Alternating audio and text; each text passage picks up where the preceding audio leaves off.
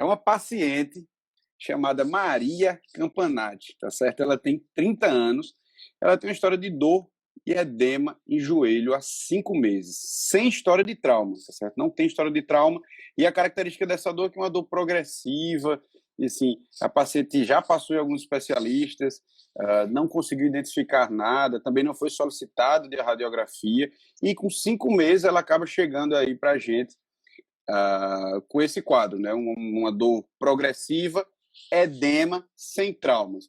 Então, o primeiro exame aí que a gente pede, Antônio, nessa situação, é a radiografia, né? Que é a extensão realmente do exame físico da gente, né, Antônio? Exatamente, né? Essa Tem aí algo é. nessa história aí que te chama a atenção já para alguma lesão tumoral? Como é que a gente pode pensar numa lesão tumoral num quadro clínico assim do paciente? O que é que nos chama a atenção? Ó, os tumores ósseos, de uma maneira geral, eles são raros, tá certo? Então, assim, não é uma coisa que você vai pegar um paciente aí na urgência e chegar com a queixa que você vai pensar logo que ele tem um tumor, tá? Mas o que vai, muitas vezes, atentar para a gente pensar nesse tipo de diagnóstico é quando tem uma queixa que é mais constante mesmo. Então, o paciente está dando já ali várias entradas no PS, com um quadro arrastado, tudo. E você vai no exame físico identificar alguma tumoração, alguma coisa. Então, não é a primeira hipótese, mas sempre num quadro que é mais arrastado, a gente realmente tem que pensar nisso aí. Certo. Então, a gente solicitou a radiografia e veio com essa imagem. A paciente realmente tem dor no joelho, um edema, 5 meses. E tem essas duas radiografias aí. A gente observa aí uma lesão, né, Antônio? Uma lesão bem extensa na tíbia proximal.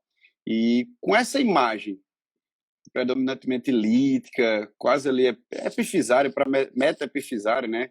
Poupa ali um pouquinho do osso subcondral. Quais são as hipóteses diagnósticas que a gente vai ter aí para a dona Maria Campanati? Ó, antes de falar em hipótese, assim, como aqui vai ser uma conversa direcionada para a prova de título, né? Então, uma coisa que você vai pegar lá com o examinador é inicialmente você pode até se assustar, não saber um diagnóstico, coisa, mas você tem que saber explicar o que é que você está vendo, tá certo? Então, só de você ir descrevendo esse raio-x aí, você pode ganhar até 1 minuto na prova lá, ali, na prova de vídeo, só explicando o que é que você está vendo, tá certo? Então, e aí você vai ganhar o examinador já vai saber, pô, esse cara aí tá sabendo, o pessoal aí tá Só te certo? interrompendo um pouco, Antônio. Esse ano, é porque você está aí na ortopedia oncológica e está um pouco à parte, mas esse ano vai ter uma modificação, né? Então a prova de vídeo ela vai ser teórico-prática. Então, assim, Uhum. ao invés de ter aquela prova oral, vai ser, por exemplo, você colocou essa imagem aí, ele vai dar alternativas. Vão ter 5 tópicos de questões objetivas ou discursivas. Então, assim, trazendo um pouco do que era a prova oral para essa prova de hoje, e você pode muito bem cobrar aí, descreva essa lesão como um tópico, né? Ao invés de você falar, você vai descrever. Então, como é que a gente descreveria essa lesão aí, Antônio? Bom, aí é uma lesão que ela é lítica, né? Você vê que tem uma subtração da massa óssea. Não, uma lesão lítica, em termos de, grosseiramente, ela para facilitar você identificar, ela fica mais preta, tá certo? A lesão blástica ela vai ficar mais branco, mais esclerótica. Então aí é uma lesão lítica na região do osso. A gente vê, pega epífise e metáfise, tá certo? Então metaepifisária. No geral, ela pode ser até considerada, ela já está pegando todo o diâmetro do osso aí, mas ela poderia ser numa fase mais inicial, mais excêntrica, o platô lateral ali ainda está sendo preservado, tá certo? Então ela é mais excêntrica e tem sinais de agressividade, a questão da cortical já ali no platô medial e também na parte anterior, né, ela insufla. No radiografia em perfil, a gente consegue ver ali na área de inserção do tendão patelar, na TAT, está tudo insuflado ali. Então, a lesão é agressiva. Numa paciente de sexo feminino, com uma faixa etária de 30 anos, E nessa região a gente já tem uma principal hipótese para isso aí, certo? Que é realmente o tema da nossa aula aqui, que é o tumor de célula gigante, a principal hipótese. Então, no adulto de 20 a 40 anos, uma lesão lítica de epífise, então TCG é a principal hipótese, tá certo? Então, a gente tem... Então acho que essa dica aí já de ter isso na cabeça, né? Lesão Isso. epifisária no adulto, essa faixa etária ali, entre 30 anos mais ou menos, mulher, tem uma certa prevalência na mulher. Lesão epifisária, lítica, geralmente ela começa excêntrica, que depois ela vai ficando, ela cresce tanto, ela é tão agressiva que você não consegue, né, Antônio, delimitar bem se ela está excêntrica do osso, se ela está lateralizada ou medializada, ou se ela pegou toda aquela região do osso, né? Então, assim, o TCG é a primeira hipótese aí disparado, né? Mas, além do TCG, eu poderia, se, por exemplo, eu for questionado lá, cite 3 hipóteses para uma lesão lítica e metaepifisária nessa faixa etária. O que é que tu poderia trazer para a gente? Outras possibilidades pelo aspecto radiográfico aí, e aí o principal diagnóstico desse tumor de células gigantes é o cisto ósseo aneurismático, tá? Mas tem algumas coisas que vão ir direcionando a gente, tipo o cisto ósseo aneurismático é numa faixa etária que é um pouco menor, então ali na primeira, segunda década no máximo de vida. E às vezes tem aqueles traves no seu interior, tudo é uma lesão que ela, apesar de agressiva, ela é mais latente, assim, dá tempo de o organismo tentar fazer alguma coisa para ir tentando conter ela, tá? E aí existem outras possibilidades também, se é o principal aí a gente pensa em lesão benigna mesmo, TCG ou a possibilidade do cisto ósseo aneurismático, mas poderia pensar também em alguma coisa de lesões malignas, tá? Mas também seria mais raro um osteosarcoma telangiectásico, um condrosarcoma de células Ele claras, tem, que porque são... o sarcoma, de Sim, modo geral, ele tem esse padrão misto, mas o telangiectásico, ele tem esse padrão predominantemente isso, lítico, né, Antônio? Então, realmente, sim, exatamente. se uma O questão aí que osteosarcoma é uma lesão ele produtora de osso. No geral, ele vai ser lesões blásticas, aquela reação periosteal, triângulo de Kohlmann e as outras alterações que ele pode dar, mas o metásico, ele é lítico, tá certo? Então, ele poderia ser, mas assim, focar aí é o TCG, realmente é a melhor seja hipótese para isso. realmente. E, inclusive, eu estava lembrando aqui, estava dando uma olhada mais cedo, tem uma questão que perguntava só isso. Qual é o diagnóstico mais provável de uma lesão tumoral epifisária no esqueleto maduro? Então, é direto. A lesão mais provável, epifisária, lítica no esqueleto maduro, um paciente adulto, é o TCG. Então, é isso que a gente estava conversando aí mais cedo.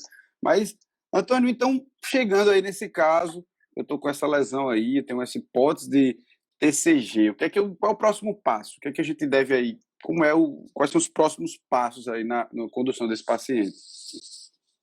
Aí agora você tem uma suspeita radiológica e pela clínica da paciente, né, epidemiológica, a faixa etária e tudo. Eu agora tenho que buscar subsídios para me mostrar tanto como é aquela lesão, né, fazer o estadiamento, se ela é uma lesão só naquele osso, se ela está cometendo outros ossos, tá certo? Porque existe também outras possibilidades, tipo tumor marrom do hiperpara, que pode dar essas lesões líticas nessa faixa etária, um pouco mais adiante também, 50 anos, mas que aí teria a diferença que apresentaria lesões múltiplas, em vez de ter uma lesão única. Então, eu vou ter que fazer o estadiamento tanto local, que é feito com a ressonância magnética, tá? Com contraste, sempre, e o estadiamento sistêmico, com a cintilografia óssea. E aí cabe uma questão, a gente sabe que o TCG é um tumor benigno, tá certo? Mas aí, ele tem a capacidade de ter algum implante secundário, uma metástase? Exatamente, tem, né? Metástase pulmonar, né? Então, o TC de tórax entra também no estadiamento, né? Entra, tá certo? Alguns lugares falam até só basicamente no raio-x para você ter como base, mas hoje em dia o raio-x para estadiamento pulmonar é praticamente a gente está mais utilizando a tomografia, cada vez mais tem mais fácil acesso, um exame também que não tem tanto alto custo que tinha anteriormente, então atualmente se usa realmente logo a tomografia de tórax de cara. Certo. Então, só para organizar a ideia. Estadiamento local, ressonância, sempre com contraste. Estadiamento sistêmico, a gente tem que fazer cintilografia, tomografia de tórax, não é isso? Para avaliar também a possibilidade de metástase pulmonar, porque mesmo sendo uma lesão benigna, mas ele pode metastizar ali, acho que o Campbell cita até 3%, né? Em torno de de metástase 2%. pulmonar. Então a gente tem que ficar ligado. Isso, exatamente. Então, Antônio, então vamos lá. A gente passou aí da fase, a gente confirmou ali na ressonância que provavelmente ele tem uma característica de um TCG, tá certo? Então, o que é o TCG, na verdade? Vamos fazer aquela parte assim, mais de conceito. Né? Ele é conhecido antigamente como osteoclastoma. Eu coloquei isso aí porque realmente isso nos diz muito, né, Antônio? Isso, o tumor de células gigantes, porque assim, a célula gigante em si, ela é encontrada em vários tipos de tumores, certo? O próprio cisto ósseo aneurismático pode ter células gigantes, algumas neoplasias malignas também têm células gigantes, o tumor marrom do hiperparatireoidismo também tem células gigantes, tá certo? Mas o que vai dar o diagnóstico do tumor de células gigantes ósseo em si é a presença, né, das células gigantes multinucleadas em um estroma de células fusiformes ou ovoides. E esse aí é o conceito anatomopatológico do tumor de células gigantes. Certo? Aí existe o TCG tendo sinovial também, né, que é o fibroxantoma, que também ele tem célula gigante, mas isso aí é um tumor de parte mole. A gente está focando aqui no TCG ósseo, tá? O tema de hoje. E aí, esse é conhecido como osteoclastoma também, porque é justamente o tipo, né, das células que vão fazer o recorte endosteado, uma lesão do tipo mais lítica, toda destrutiva. Isso, e eles entram exatamente na característica radiográfica, né? Característica do tumor, que é de destruição. E a gente sabe que para que a gente possa ter ali aquela perda radiográfica, por exemplo, né? Para que a gente possa observar uma perda radiográfica, uma lesão lítica, a gente tem que perder de 30% a 50% de massa óssea. Então, assim, a gente perdeu muito para poder observar naquela radiografia lá inicialmente, tá certo? Então, o TCG era, antigamente, o pessoal chamava de osteoclastoma. E qual é o local assim que mais a gente vê na prática? Né? Eu botei aí joelho. Tem uma certa diferença aí, né? Eu acho que o fêmur distal é o primeiro, depois vem a tíbia proximal e por último o rádio distal. É isso aí, Antônio? Essa informação acho do Campbell. As principais localizações são ao redor do joelho, tá? Fêmur distal, tíbia proximal, com uma ligeira predileção pelo fêmur distal. E em terceiro local é o rádio distal, e só com um detalhe que o do rádio distal tem mais chance de metastizar. Quando ele é um TCG do rádio distal, ele tem mais chance de enviar metástase para o pulmão. Tem um caráter mais agressivo, né? Assim, a agressividade ela não pode estar tanto no que se apresenta no joelho, na pelve, no sacro, tá? Mas assim, só que de literatura não tem assim explicando assim realmente o que é, por que é, mas tem essa predileção, quando é do rádio distal tem mais chance de enviar metástase. Isso, exatamente. E aí eu deixei essa imagem aí, essa última linha, falando exatamente isso. Lesão lítica, metaepifisária, né, que ele deixa só a pontinha lá do osso subcondral. Excêntrica, que depois fica cêntrica. No paciente adulto, primeira hipótese TCG, realmente disparado. Mas aí no TCG, a gente usa uma classificação, né, que é a classificação que fez foi o pai de Dona Maria Campanati, seu João Campanati, estou brincando, que é a classificação de Campanati. E aí, eu trouxe aí esses 3 tipos, né, que é da classificação de Campanati, e a gente faz um elo bem assim, é quase idêntico ao sistema de estadiamento de Hennig, né? Quais são as diferenças aí? Qual a importância que tu acha aí que tu vê dessa classificação? Tumores, de uma maneira geral, a gente usa sempre o Hennig, né? O Hennig foi que classificou de uma maneira que a gente consegue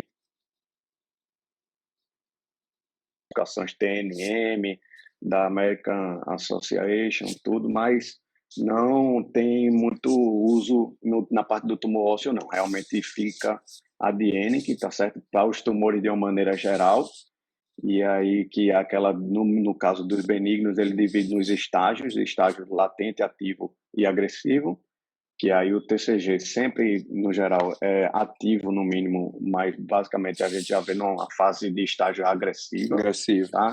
Isso. Então, o estágio 3 de Hennig, né? E especificamente o TCG, ele tem além disso a classificação de Campanati, tá? Que aí ele subdivide em 3 tipos. O primeiro tipo, como está descrito aí, é quando ele está ali dentro do compartimento ósseo, aquela lesão excêntrica quietinha na fase inicial. Quando ele começa a ter um trabalho da cortical endosteal ali, começa a afilar aquela cortical, mas ainda não rompeu o periósteo e tem componente de parte mole, a gente classifica como um grau 2 de Campanati. E aí, quando tem já a ruptura do periósteo, componente extracompartimental ali de partes moles, a gente classifica como um Campanati grau 3. E Então, aí, realmente essa é bem classificação, semelhante, né? Isso, e aí a classificação ela vai definir nosso tratamento. Como é que ela é uma classificação que, baseado nisso, a gente vai escolher nosso tipo de tratamento. Isso, exatamente. Porque aí, nesse momento, é que a gente entra nas opções terapêuticas, né? Você poderia fazer ou um tratamento intralesional, né? Uma ressecção intralesional, ou fazer um tratamento, uma ressecção com margem ampla. E aí, o que vai direcionar realmente é a classificação de Campanati, né? Então, quais são as opções terapêuticas, Antônio, que a gente tem, assim, para um tumor de células gigantes? De uma maneira geral, o tratamento do tumor de células gigantes ósseo, ele é cirúrgico, tá certo? E aí, como você falou, a cirurgia, a gente vai definir ela sendo intralesional, tá? Ou com uma margem marginal ou ampla,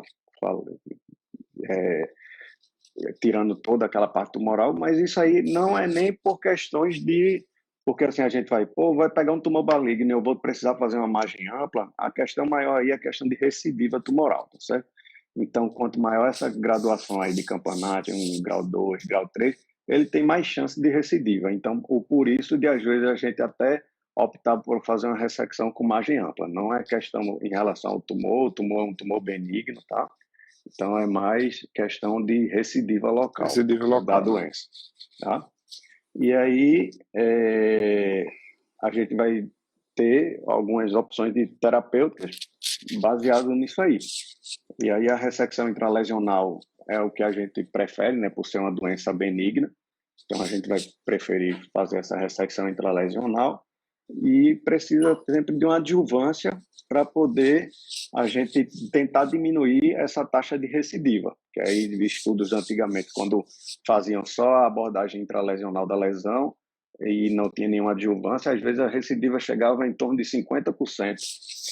Então, quando foi visto que a gente poderia complementar com uma adjuvância, e aí em adjuvância, o que a gente fala, ou é o uso do eletrocautério, bisturi com feixe de argônio, Nitrogênio, né? nitrogênio líquido, fenol, tá certo? Então, todas essas opções aí, que são essas adjuvâncias que eu estou falando. Exatamente. Agora, Antônio, não sei... perdão, pode continuar, desculpa. E depois disso é que a gente vai pensar como vai tratar aquela falha óssea, tá certo? Como é que eu vou preencher ou substituir aquela falha. Primeiro eu penso na primeira etapa é a ressecção e depois a reconstrução, tá? E uma atualização assim em termos de TCG que você não vai ver na literatura quando for estudar nos livros, for pegando aí o Campbell, a clínica ortopédica ali da Escola Paulista de Medicina, toda essa literatura que a gente usa habitual nas residências, tudo, você não vai pegar nada muito citando, porque é uma coisa que ainda é nova, que é o uso do denosumab, certo? É um imunoterápico que ele foi utilizado inicialmente, né? Ele é Osteoporose, né? metástase óssea e da osteoporose, e que ele é um inibidor da anti-L, né? Que por via vai inibir a atividade do osteoclasto. E aí, por essa inibição, ele consegue fazer com que haja uma ossificação ali da lesão. E Inclusive, hoje em Antônio, eu dia, acho que foi ano passado, né? No Taro ele perguntou só isso. Qual é a patologia em que o denosumab pode ser utilizado, né? Acho que foi no ano passado, exato, foi 2019, exatamente. acho E que aí foi, é foi. informação que o campo realmente ele não traz essa informação. Mas a gente tem que saber, porque até no cenário de prova teórico-prática, como está sendo utilizado, começando aí a ser mais difundido, né? Nos centros de ortopedia oncológica, essa informação pode ser realmente bem útil para a gente. Mas, então, quando é que a gente usa o denosumab, Antônio, assim, na prática? Como é que Pronto. ele se encaixa aí nessa, O, nessa o propriedade? tratamento, pronto. O tratamento de escolha ainda do tumor de células gigantes é o cirúrgico, tá? O denosumab, ele vai, alguns momentos a gente abre mão pensando em conseguir uma melhora na nossa cirurgia, ou seja, usando ele como um neoadjuvante, tá? Para fazer tipo um downstage. Então, eu tenho aquele campanate que está 1 grau 3, e aí eu posso tentar utilizar para tentar compartimentalizar ali a lesão e transformar ele num grau 2 e permitir com que eu faça uma cirurgia mais conservadora, já que é um tumor benigno, certo? Então, ela entra naqueles casos que faz pensando em cirurgias mais, fazer uma tentativa de cirurgia mais conservadora, ou também outra indicação é naqueles casos de recidiva, tá? Que seja recidivado, você tem indicação de fazer o denosumab, ou naqueles casos inoperáveis que trarão grandes sequelas, TCG imenso no cérebro, que a cirurgia realmente é muito mutilante, a gente pode hoje em dia utilizar a terapia com o denosumab. Beleza. Então, o denosumab é informação importante para a gente, tá certo? Que vai fazer a prova. Mas, Antônio, tem uma questão aí, eu acho que o pessoal perguntou aqui, é porque os comentários estão desativados, depois a gente vai abrir para perguntas, mas acho que já cabe estar falando um pouco. Quando a gente vai fazer uma ressecção, por exemplo, intralesional, a gente geralmente opta por fazer uma cimentação, né? Porque o próprio cimento ele atua como um adjuvante. E tem uma vantagem também, que é a questão das recidivas, né, Antônio? Isso, como eu falei, a gente tem que pensar em primeiro, a gente estava conversando aqui na primeira fase, que é a ressecção. E aí depois a gente vai falar pensando assim na parte da reconstrução, tá? Das opções. E aí a reconstrução pode ser feita com enxerto ósseo, autólogo ou de banco de osso, tá? Ou o metilmetacrilato, que é o cimento ortopédico. Cada um tem suas vantagens e as desvantagens. O TCG, apesar de ser uma lesão, numa lesão benigna, de maneira geral, a gente sempre tem a opção de fazer coisas mais biológicas, né? Porque é uma lesão que tem uma capacidade de se resolver. Então, no geral, vamos dizer, um cisto ósseo simples, a gente tem uma predileção de usar enxerto ósseo para poder o próprio organismo ali, ele vai ficar com o osso saudável e vai ser resolvido. Mas o TCG, por conta dessa agressividade dele, no geral, produzindo grandes defeitos ósseos, tá? E também por questão de ser uma tumoração altamente recidivante, a gente opta pelo uso do cimento ortopédico, tá? O metilmetacrilato, porque ele vai facilitar tanto a identificação de recidiva, porque quando você usa enxerto e aí começa a aparecer uma lesão lítica de volta ali naquela região, e aí é reabsorção do enxerto ou é o tumor que está voltando. Então, o cimento vai ajudar nisso, porque Ele dá começa a ter essa uma lesão. interface, né? Você consegue observar Isso, bem na ressonância a diferença entre o cimento e uma exatamente. provável recidiva. Exatamente. Então ele facilita isso e aí também é o grande falhas ósseas, né, que seriam também agregar muita morbidade aos procedimentos. Por exemplo, uma lesão grande dessa aí da tíbia que foi colocada. Provavelmente eu ia ter que pegar os enxertos ali da fíbula, pegar ilíacos, tudo, e ainda podia estar faltando. Então, assim, seria uma cirurgia muito mórbida. E aí, por conta disso, essa outra questão que tu falou também é da adjuvância do cimento. Tá? É um pouco controverso, mas todo Controverso, né? livro fala, tá certo? Então a gente pode citar isso aí bem, vai estar bem gabaritado falar isso. A questão é que quando está tendo a polimerização do cimento, ele chega ali em torno de 72 graus e a desnaturação proteica do tumor, ela acontece por volta de 42 graus. Então acredito que pelo cimento chegar a 72 graus, ele atua como um adjuvante aí também, matando as células tumorais que porventura ainda existem ali na periferia da curetagem que a gente fez. Curetagem. E aí eu acho que tem aqui, antes de continuar, tem um caso da Ana Maria Campanati, que a gente mostrou inicialmente, né? Já tinha realmente um cometimento aí da cortical. Para a gente classificar aí, eu já classificaria até como um grau 3, né? 3, né? Já rompeu cortical, tá para esse abalamento já aí na medial ali, provavelmente deve ter um componente parcial associado, que aí a ressonância realmente é o que mostraria para a gente. Exatamente. E aí, no caso dela, né, Antônio, foi feito um denosumab para tentar ali isso, porque aí secar no popular, né, a lesão. Tem uma cortada aqui. Aí o que entra é a questão da reconstrução, não é? Porque tá me ouvindo? Deu uma cortada aqui. Agora voltou. Pronto, o que entra aí Pode nessa lesão é a questão da reconstrução. Porque, vamos dizer, se eu precisasse um campeonato de grau 3 aí, no geral, se fosse fazer logo de cara sem usar uma neoadjuvância com denosumab, eu teria que fazer até uma ressecção mais ampla e depois substituir aquela área óssea, porque ele não teria cortical de anteparo para a gente curetar e cimentar. Então, aí é colocar aí uma prótese, tá certo? Uma endoprótese não convencional de tíbia, numa paciente jovem, 30 anos, tá? Que não tem uma doença maligna, ela não vai, é um tumor benigno, então ela não vai, a expectativa de vida dela aí é longa. E então eu ia trazer toda uma complicação por uso da endoprótese para uma paciente jovem que não, teoricamente, não vai morrer ali pelo conta da doença. Tá? Então, por foi usando disso, a neoadjuvância. A gente para tentar fazer uma cirurgia mais conservadora, vamos dizer. Fazer um downstage da lesão, né? Tentar transformar ela ali num grau 2, tá vendo? Aí já criou uma cortical ali que eu consigo curetar. Exatamente. E aqui a gente trouxe as imagens, né, do procedimento. Então apareceu, né? Algumas imagens do procedimento para a gente aí, realmente... o tratamento cirúrgico aí vai ser tentar uma abordagem intralesional, né, que é a curetagem, tá? A gente confecciona uma grande janela óssea para ter acesso a toda a área tumoral ali. Essa janela do tamanho do tumor, né, Antônio? Exato. Janela realmente grande.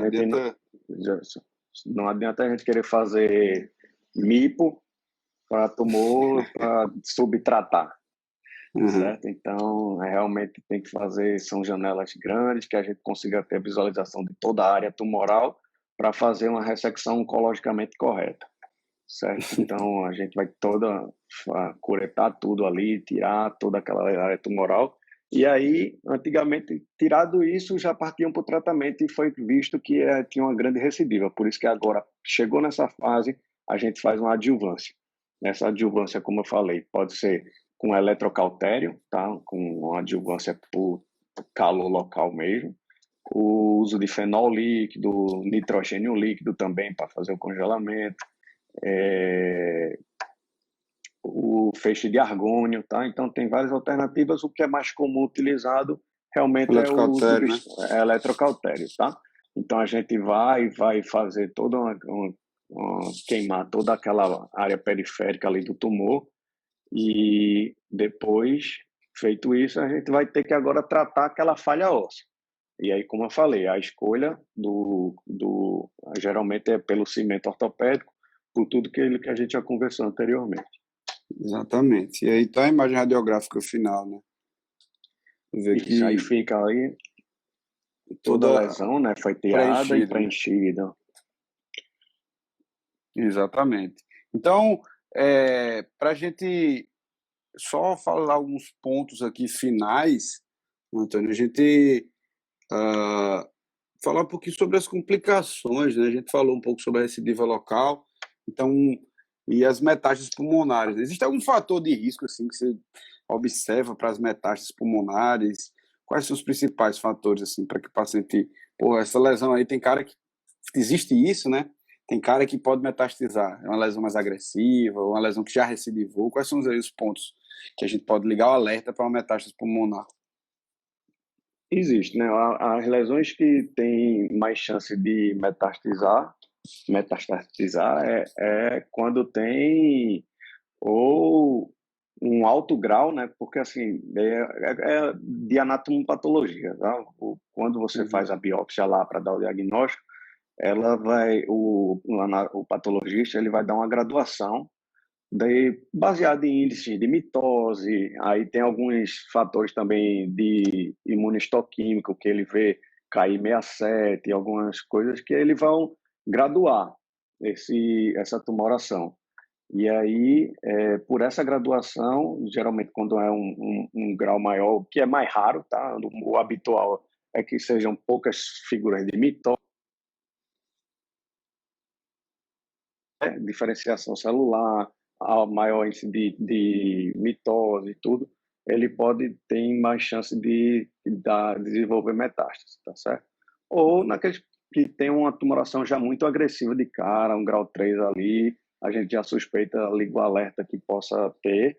E também outro fator é naqueles recidivantes, naqueles TCGs que são recidivantes, também tem mais chance de desenvolver metástase pulmonar. Show E, de no geral, bola. o tratamento dessa metástase, tá certo? É fazer a ressecção ou acompanhamento. No geral, o histopatológico dela é igual ao TCG lá que deu na tíbia, por exemplo. E ou você faz um acompanhamento das lesões ou faz a ressecção dela e pronto. Não tem indicação de quimioterapia, É isso que eu tá? ia perguntar. O, o, a quimioterapia, teoricamente, ela tem ação ali naquelas células que têm uma alta taxa de turnover, de metabolismo. Então, já poderia ser justamente naqueles que têm maior capacidade de metástase, poderia se pensar, mas tem indicação. Mas mesmo nesses que têm um alto índice de metastizar, que tem um índice de diferenciação celular maior, eles não, figura de mitose mais proeminente, não chega a ser num nível que é o que a gente usa nesses tumores malignos que são quimioterapia e tudo mais. O TCG é um tumor benigno, tá certo? Então, assim, não tem realmente esse tratamento quimioterápico até o momento. Isso. Show de bola, Antônio. E só uma coisa aí, Antônio, para a gente acabar, antes de a gente abrir para perguntas, assim, oficialmente. O que é que a dica aí que tu dá? O que é que quem está assistindo agora tem que sair dessa live aqui sabendo sobre o TCG? Não pode esquecer esses pontos. Quais são os pontos aí principais? O que tu acha disso aí? Primeiro, né, como todo tumor ósseo, você tem que ir desenvolvendo o seu raciocínio diagnóstico baseado principalmente na epidemiologia, que é faixa etária, certo? Então, qual é a faixa etária de acometimento do doente? Qual é a localização no osso? Então, basicamente, com esses dois pontos, você já tem grande chance de ter um êxito diagnóstico. E, assim, eu acho a aparência dela.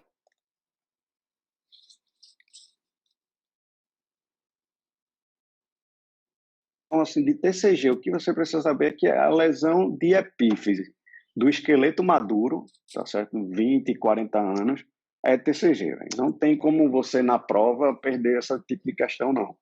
Tá? E você for pegar aí aqueles livros, 1000 questões, que são questões antigas da prova e tudo mais, sempre tem, velho. Sempre Pergunta lá no tem. paciente, e é questão que é fácil, é questão para você pontuar aí, tá? Ele Isso, vai dizer exatamente. qual é a lesão Agora, do, do esse ano adulto caiu de com uma epífise. questão, Antônio, foi um pouco atípico. Eles perguntaram no Taro desse ano qual é a lesão benigna mais comum no sacro, a benigna. Porque, assim, aí era o TCG, né? É o TCG. Isso foge um pouco daquilo que a gente. Mas, assim, essas questões realmente são muito complicadas da gente desenrolar, né? Mas o que você tem que entender realmente é isso. Tumor, lesão lítica, epifisária ali, excêntrica, que é agressiva, no esqueleto adulto, maduro ali, no paciente de 30 anos, essa faixa etária, lembrar de TCG. Ah, Joaquim, mas teve essa questão lá do sacro. Ah, tem, mas aí já começa a entrar naqueles rodapés do livro que a gente também está sujeito, né? Essa aí é aquela questão que tipo, muita E gente vai poder errar, né? Assim, porque não é o habitual Exato. tudo. Mas, assim, o TCG de localização, realmente, quando ele é os locais principais é aquele que a gente conversou: joelho, tá? Fêmur distal, tíbia proximal, Joelho. rádio distal, certo? Esse aí é o principal de TCG. Mas, quando a gente vai pensar nas próximas ossos acometidos, é o sacro e os ossos da pelve, Ossos da tá? pelve. Ilíaco, pubis, Mas certo? eu falei isso, não foi para assustar, não, a galera, né? Ficar tudo esperar, meu Deus, agora, o que a gente vai fazer? Não. Mas, assim, o TCG é um tema que é muito provável que caia nessa prova teórico-prática, né? Cara, Era, inclusive, era a todo cara da ano, prova oral, né? Todo ano cai, né? todo ano, é garantido. Deu uma cortada aqui. Todo ano cai, né? Exatamente. Então, Isso. assim, mudou o formato, mas, assim, o TCG é muito provável que esteja lá na prova, assim, nessa nova prova teórico-prática. Antônio, só finalizar aqui, eu vou abrir para perguntas do pessoal. Não sei se alguém já fez alguma. Eita, já tem um bocado de pergunta aqui. Campanate pode cair? Com certeza. Cai. Por isso, acho que o campeonato cai muito pode até ter chance de cair na teórica, certo? Aí perguntaram aqui, aí isso aí é complicado. Qual a dose e por quanto tempo você usa o denosumab? Ó, não tem nenhum protocolo já definido de quanto tempo você vai usar, tanto que antigamente, quando começaram a fazer, né, os protocolos, eles colocavam que usavam 6 meses, e aí viram que quando usavam 6 meses a lesão ficava muito dura, então assim a gente tinha dificuldade no tratamento cirúrgico posteriormente, e aí acabava às vezes suboperando, sem conseguir fazer uma curetagem mais adequada. Então, por conta disso, cada vez mais foi se abreviando o tempo de uso. Hoje em dia, lá no serviço, lá no câncer, a gente usa em torno de 3, 4 meses, mas ainda não tem nenhum Nenhum estudo que consenso, né? E defina realmente, realmente o tempo de uso, não. e para a prova de título aí é mais complicado ainda, né? Não está nem no livro ainda, imagina a gente falar de Exato, isso dose, aí não é né? coisa, vai ser cobrado, não. Pode ficar Exatamente. tranquilo. Exatamente. Então, galera, assim, eu vou deixar aí um minutinho aberto as perguntas aí, eu queira conversar um pouco, aproveitar aí o conhecimento do mestre, Mestre. que tanto ensinou pra gente, né, lá no câncer. Se tiver perguntas aí, deixa eu ver como é que é a pergunta aqui, que eu sou meio matuto em... Alguém falou aqui, quando não usar o denosumab? Quando não usar? Na verdade, a gente tem que entender quando usar, né, Antônio? Não Ó, é um tratamento que a gente vai, uma medicação, inclusive, isso, cara, a como eu gente não tem muito falei, acesso, né? o tratamento do TCG, ele é cirúrgico, tá certo? Então, se você tem pegar um caso que você tem um campanate grau 1 ou até um grau 2 já, mas que você consiga fazer uma cirurgia oncologicamente boa já, que não vai ter dificuldade, pode fazer logo, tá certo? O denosumab, ele vai tentar ajudar a gente a fazer alguma coisa para tentar ser menos agressivo. Por exemplo, naquele paciente que eita, se eu fosse operar logo ele de cara aqui,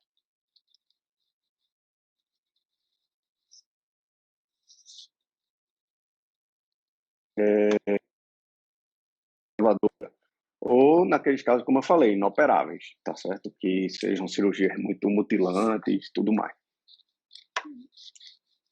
Certo, show de bola. Galera, é isso. Se tem mais alguém perguntou aqui alguma coisa.